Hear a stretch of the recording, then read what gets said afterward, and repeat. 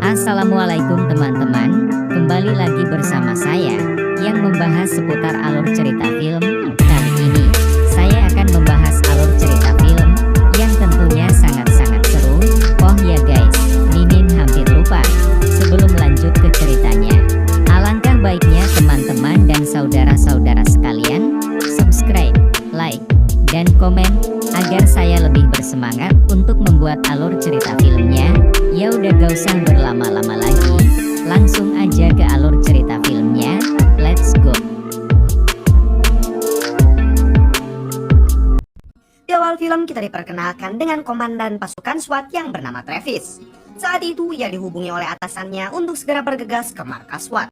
Setelah sampai di markas, atasan Travis yang bernama Alan menugaskan pasukan Travis untuk membantu DIE menyergap para kartel yang sedang melakukan transaksi di sebuah pabrik kosong.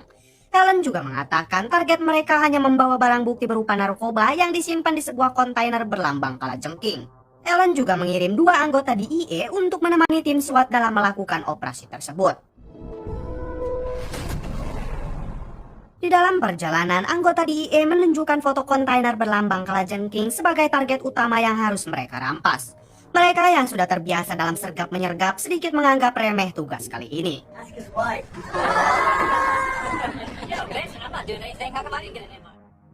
Singkat cerita, mereka sudah sampai di lokasi dan memulai operasinya. Mereka berhasil melumpuhkan beberapa penjaga yang ada di sana. Hingga saat mereka menemukan kontainer berlambang kalajengking, saat itu juga mereka diserang oleh puluhan orang yang ada di sana.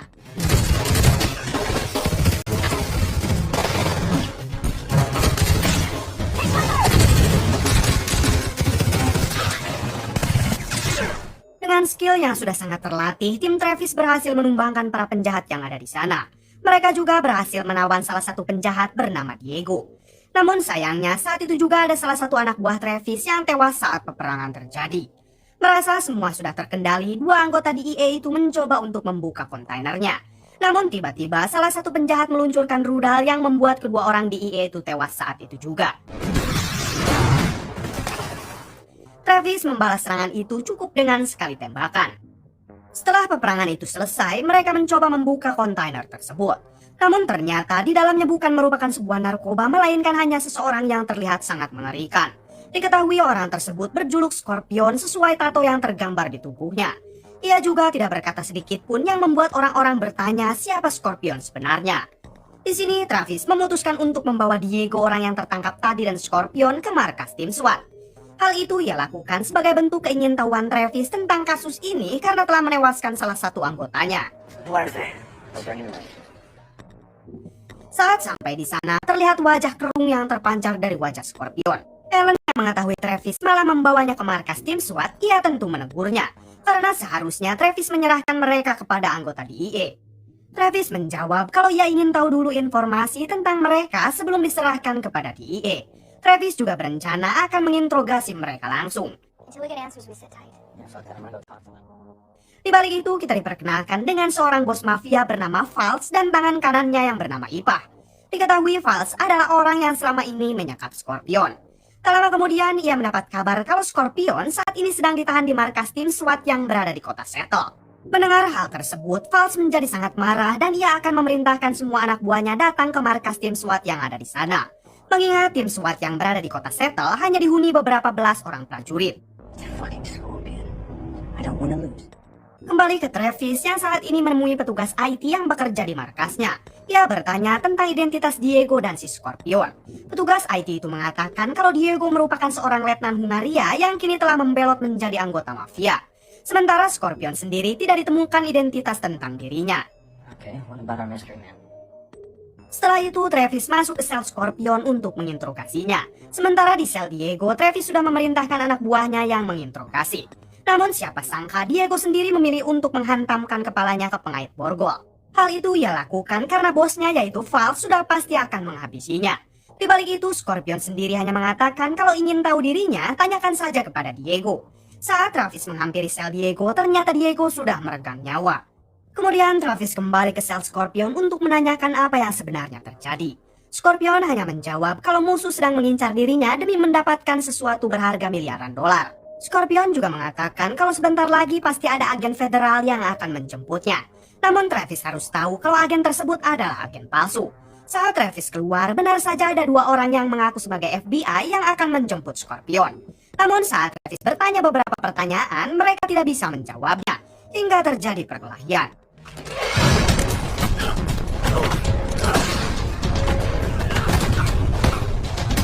Satu dari mereka berhasil dihabisi, sementara satunya lagi berhasil terpojok. FBI palsu itu mengatakan kalau tim SWAT tidak mau menyerahkan Scorpion, maka akan terjadi sesuatu kepada mereka. Travis langsung kembali ke sel Scorpion. Namun ternyata Scorpion sudah melepaskan borgolnya dan terjadi perkelahian.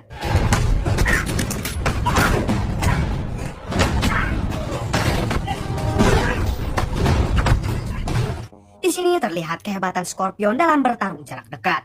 Travis berhasil ditumbangkan, bahkan senjatanya direbut.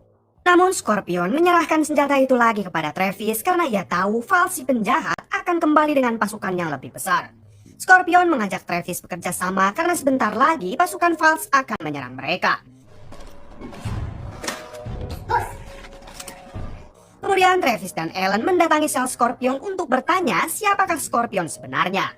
Di sini Scorpion mengatakan kalau dirinya adalah seorang intelijen khusus yang berhasil mencuri sesuatu berharga miliaran dolar. Sementara orang yang saat ini mengincarnya adalah Falls, si mafia besar yang pernah merebut negara-negara kecil dengan pasukannya. Scorpion juga mengatakan kalau salah satu tim SWAT pasti ada yang menjadi informan Falls. Mendengar hal itu, Travis berencana memindahkan Scorpion ke tempat lain sendirian.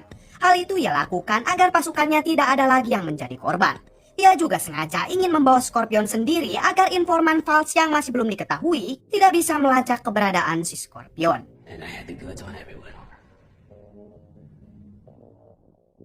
Di sisi lain, Falls mendatangi seorang pemuda hacker andalannya. Ia meminta pemuda itu untuk meretas CCTV yang berada di markas SWAT yang ada di kota Seattle. Falls juga meminta pemuda itu untuk mengecek semua identitas termasuk keluarga pasukan SWAT yang bertugas di sana. Lalu tak berselang lama mereka menemukan Scorpion yang hendak dibawa pergi oleh Travis. Saat itu juga Falls langsung menghubungi anak buahnya yang sudah bersiap di area sana untuk menghabisi Travis dan menculik kembali Scorpion. Saat Travis membawa Scorpion dengan sebuah mobil, saat itu juga Scorpion menyadari kalau ada sniper yang sedang mengincar Travis. Hingga kekacauan terjadi dan mobil yang dikendarai mereka menabrak pembatas jalan. Lalu mereka dihampiri anak buah Falls untuk menculik Scorpion. Namun saat itu juga Scorpion berhasil melepaskan ikatan di tangannya lalu menghajar mereka. Dengan teknik bertarung yang sudah disiapkan sutradara, Scorpion dengan mudah melumpuhkan anak buah Falls. Pertarungan sengit diperlihatkan di adegan ini.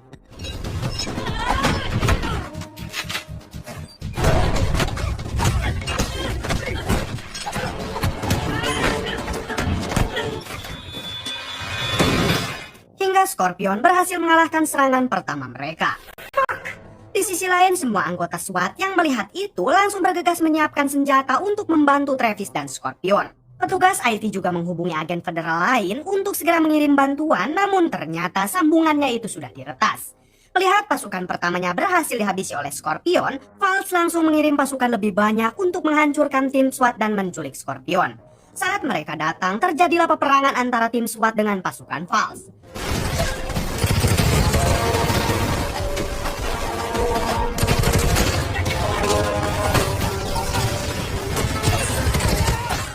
Merasa musuhnya sangat banyak, akhirnya semua tim SWAT masuk ke dalam. Namun sayangnya dalam penyerangan kali ini, salah satu anak buah Travis harus tewas.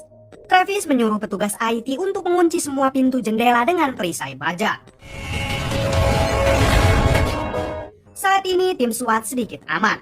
Namun ketika mereka hendak menghubungi bantuan, tiba-tiba listrik mati dan sinyal pun terputus. Mereka harus terisolasi di dalam dengan pasukan Falls yang sudah bersiaga di luar. Namun tak berselang lama, sebuah telepon berdering yang padahal mereka sendiri tidak bisa melakukan panggilan keluar. Saat Travis angkat, ternyata itu telepon dari Falls. Ia ingin menjalin kesepakatan untuk menyerahkan Scorpion dan ia tidak akan mengganggu tim SWAT lagi. Namun di sini Travis menolak permintaan Falls. Hingga Falls menyebutkan nama-nama keluarga tim SWAT yang akan mereka incar. Saat itu juga Scorpion mengatakan kalau ia akan keluar dalam 10 menit. Scorpion juga meminta Falls untuk tidak melibatkan keluarga tim SWAT yang sama sekali tidak ada kaitannya. Mendengar hal itu, Falls sedikit lega. Ia dan tangan kanannya Ipah langsung bergegas untuk menjemput Scorpion. Sementara Travis ternyata tidak berniat sedikit pun untuk menyerahkan Scorpion kepada Falz. Ia mempunyai rencana lain untuk menjebak mereka. Travis mengatakan kalau pasukannya akan menyebar di setiap jendela. Scorpion juga disuruh untuk mengganti pakaian dan memakaikan baju tahanannya kepada salah satu anggotanya yang sudah tewas tadi. Scorpion akan membawa jasad itu keluar melalui pintu belakang. Dan saat musuh terpancing masuk, barulah pasukan SWAT yang sudah menyebar akan menyerang mereka. Saat penutup baja yang berada di belakang sudah terbuka, Falz langsung menyuruh semua anak buahnya untuk menjemput Scorpion. Namun tiba-tiba Falz melihat ada kedipan cahaya yang merupakan sandi Morse yang memberitahu kalau semua ini hanya jebakan. Saat itu juga ia langsung menarik pasukannya. Travis yang melihat pasukan musuh tiba-tiba mundur, ia tentu sangat keheranan kenapa semua itu bisa terjadi. Ellen yang melihat di komputer petugas IT ada yang memberitahu mereka tentang jebakan ini, ia langsung bergegas ke tempat cahaya itu berasal. Terlihat semua tim SWAT kembali berkumpul kecuali anak buah Travis yang bernama Wardy. Mengetahui hal itu, Travis langsung mencarinya. Di sini kita diberitahu kalau ternyata Wardy merupakan mata-mata mereka. Saat itu Wardy juga melepaskan tahanan FBI palsu. Ia berencana masuk ke ruangan basement untuk mematikan sistem agar penguncian markas terbuka sehingga pasukan Falz bisa masuk.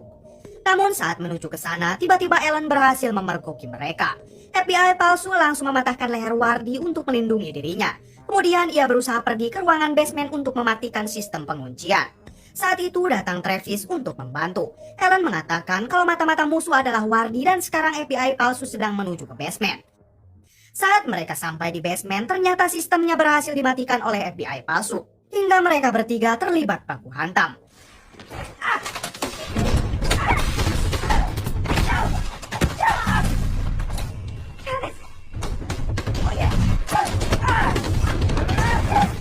Namun pada akhirnya Travis berhasil menghabisi FBI palsu. Saat mereka berdua kembali berkumpul, semua pasukan Falz bergegas masuk ke dalam markas tim SWAT karena sistem penguncian mereka kini telah lumpuh. Mau tidak mau mereka harus melawan para musuh yang sudah berhasil mengepung mereka.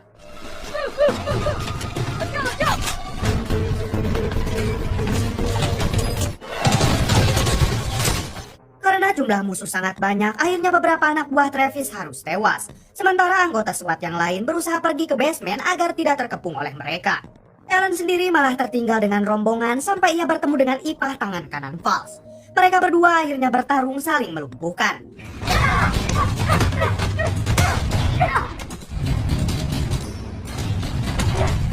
Saat duel itu berlangsung, tiba-tiba Falz datang yang langsung melumpuhkan Ellen. Falz mengatakan kepada Ipah kalau mereka harus segera menemukan Scorpion. Di sisi lain, Travis dan pasukannya terus berusaha untuk pergi ke basement, hingga mereka bertemu dengan Scorpion. Saat itu juga Scorpion menyuruh mereka untuk merunduk dan Scorpion menghabisi semua anak buah Falz dengan senjata otomatis. Setelah itu, tim Travis yang masih selamat diarahkan ke sebuah terowongan yang sudah terhubung keluar. Mereka juga diminta untuk segera meminta bantuan jika sudah berada di luar. Sementara Travis dan Scorpion akan kembali masuk untuk menyelamatkan Ellen. Travis dan Scorpion berpencar agar dapat segera menemukan Ellen. Namun mereka malah bertemu Falz dan Ipah. Travis berhadapan dengan Ipah sementara Scorpion harus melawan Falz. Travis sedikit kewalahan melawan Ipah, sementara Scorpion masih beradu tembak dengan Falz. Hingga saat pistol mereka kehabisan peluru, mereka pun berduel.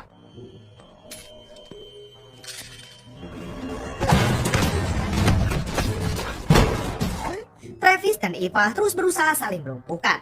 Hingga di suatu kesempatan, Travis berhasil menjatuhkan Ipah dari atas gedung sampai tewas. Scorpion terus saja bertarung dan ia juga akhirnya berhasil menghabisi Falz.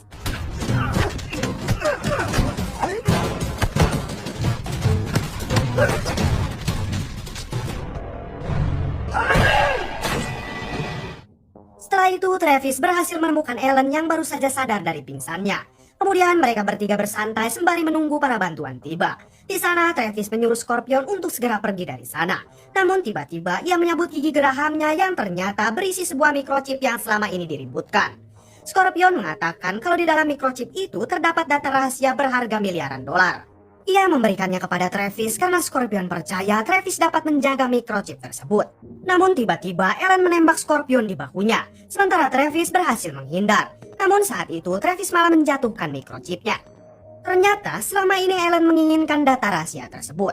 Ia sengaja mengirim tim SWAT untuk merebut Scorpion dari Falls. Setelah itu Ellen mengambil microchipnya yang terjatuh lalu melarikan diri ke arah hutan. Travis terus berusaha mengejar Ellen untuk mendapatkan kembali microchipnya. Saat di tengah hutan, tiba-tiba Ellen datang dan langsung mengajar Travis. Beruntung Travis dapat bertahan dan membalikan keadaan. Akhirnya Ellen menyerah untuk ditangkap. Singkat cerita, malam harinya tim bantuan sudah datang sementara Ellen akan langsung diadili oleh pihak berwajib. Kemudian salah satu petugas meminta Travis untuk mengidentifikasi jasad Scorpion. Namun saat dilihat ternyata bukan Scorpion. Travis berbohong dengan mengatakan kalau itu memang benar Scorpion. Travis sengaja mengatakan hal itu agar tidak ada lagi orang yang mengincar Scorpion. Faktanya Scorpion ternyata masih hidup dan kini telah pergi entah kemana. Setelah semua kejadian itu, Travis pulang ke rumahnya untuk merayakan tahun baru.